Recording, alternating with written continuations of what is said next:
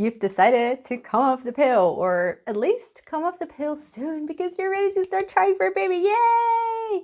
Super exciting. But also, is it going to happen? Is it going to happen soon? How long is it going to take for you to start ovulating again, to have regular cycles? Let's talk about that and what you can do to improve your chances of becoming regular again and for you to fall pregnant. Hello lovely, my name is Inge Sprey and I am a fertility specialist helping couples across the world to fall pregnant naturally. And in this video, I'm going to help you figure out what you need to be doing when you have decided to come off the pill. It's really easy to think, okay, I'm gonna come off the pill and then I am fertile immediately, right? I can fall pregnant right away because that's what we've been told our entire, well, teenage years often. Be careful not to get pregnant, and it kind of gives us the idea that we can just fall pregnant if a boy looks at us. But the reality is that that is not the case at all. There are a couple of days a month that we're fertile, and it's easy to miss that fertile window, especially with busy lives and lots of commitments and engagements, and that we don't spend time in the bedroom. So first of all, it's incredibly important that you start charting your cycle. You can learn how to do that completely for free with my course, Your Fertile Window. So if you aren't charting yet, today is your day to start. You can find the link down below. When you learn to chart, you'll be able to identify when you are about to ovulate. And that is the important moment because you want to make love before you ovulate to make sure that the egg catches the sperm and can grow into an embryo. If you have already ovulated and then you make love, it's too late because the egg will already have shriveled away.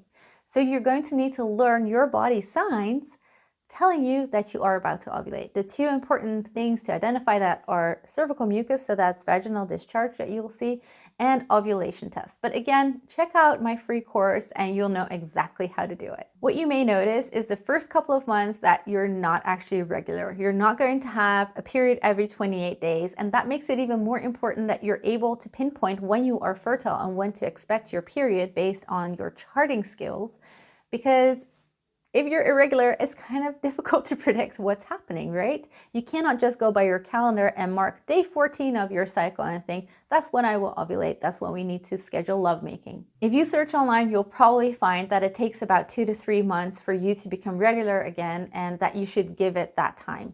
However, my experience is, especially if you've been using the pill for a longer period of time or any other hormonal contraceptive, that it's possible that you do not ovulate for months and months and months and months, or don't have a period for months and months and months and months, or that the use of the pill has affected your hormone system so much that it's really difficult to reboot. Keep in mind, when you are using contraceptives, it just shuts down your fertility completely. Even though you have a period every now and then, that does not mean that you have a hormone balance and a cycle. You completely stop ovulating. So it can be very tricky for the body to pick that back up again. And the past use of contraceptives can leave an imprint on your hormonal system, keeping you from ovulating or affecting the levels of hormones that you need to mature an egg properly, release the egg timely, have enough cervical mucus, build your endometrial lining properly for an egg, an embryo to implant, and for the second half of your cycle to be long enough for that embryo to have the time to implant before you start your flow again. So even if you do start ovulating, it may be that your hormone system is off for so long, maybe indefinitely, that it's still very difficult for you to become pregnant or to hold on to a pregnancy long enough for you to carry the baby to full term. This is why one of the most important detoxes that I do, a homeopathic detox with my patients, is detoxing contraceptives, because you want to remove that synthetic imprint on your hormone system so that it can regain that balance.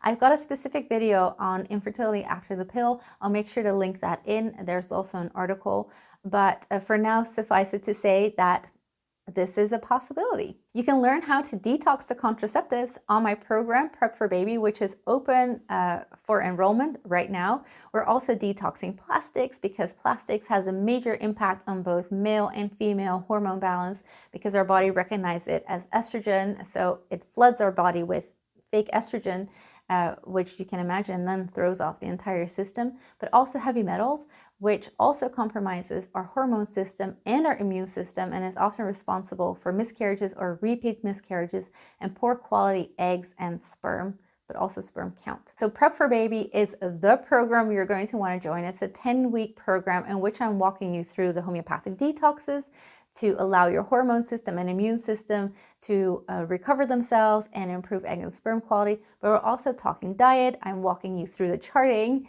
and we're talking about what kind of tests to get to make sure that you are getting the right nutrients and the right levels so that you can produce the right amount of hormones and have the best egg and sperm quality that you're going to want to have when you start trying for that baby. It is also important to keep in mind that taking the contraceptive pill depletes us of certain nutrients. So it may be important for you to be supplementing with those, or to at least get a blood test to check what your levels are. So the main ones are a couple of B vitamins. We've got B6, B2, and B12. These are all about energy, so it's really important that those levels are good. Another super important one that the pill can deplete us in is folate. And you may know that folate is the supplement you're going to want to add into your regime if you're going to start trying for a baby. However, if you follow a nutrient-dense diet like Weston Price or Nourishing Traditions, then it's possible that you get enough folate from your diet. But even if you think you might get enough and you don't need to supplement, make sure you get the blood test to be sure that your levels are accurate, because low folate can cause early miscarriages, but it can also cause spina bifida, you know, when the back doesn't quite close with a baby, and cleft lip or cleft tongue and cleft palate, cleft everything, because it just means that when the embryo is developing, that whole system, you know, like this part, it doesn't close properly. It's also good to keep in mind that there is such a thing as too much of a good thing of the folate. I have found that a lot of lip ties and tongue ties, that is like an over-closing. So while that is less dangerous for health, it's very inconvenient, and it seems to be related to an overdose of folate in our diets these days. So my suggestion is to not just supplement with folate randomly.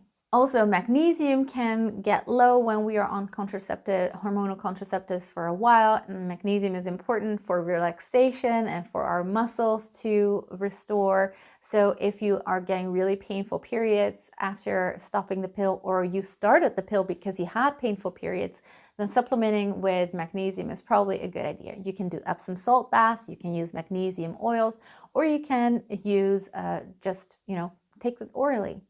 Vitamin C is another one that we can get low in on contraceptives, and vitamin C is an antioxidant, so it's really important for good quality eggs, but also for our adrenals. If we get stressed out, if we don't sleep enough, then we need even more of the vitamin C for our adrenals to function properly, and our adrenals are an important part of our hormonal system. So consider supplementing with vitamin C2, not C2, but C as well. And I've also seen that vitamin E can be low with patients that have been on the contraceptives. And if you've noticed that you have very light periods or very short periods, like 2 or 3 day periods, that is too short for your endometrial lining to thicken properly and allow an embryo to implant. So it's worth supplementing with vitamin E for several months. So what I do with my patients is I have them take 400 milligrams of vitamin E daily for about 3 months to see if it makes a difference for their period. Now, they do this often alongside a contraceptives detox or plastics detox, so you're not always sure if it's the vitamin E that then improves their periods, or it's the detox, or it's a combination, but it doesn't really matter. If it improves, it improves, and then you have already finished the detox, and then you can start taking out the vitamin E and see if your periods stay of a good quality and a good length.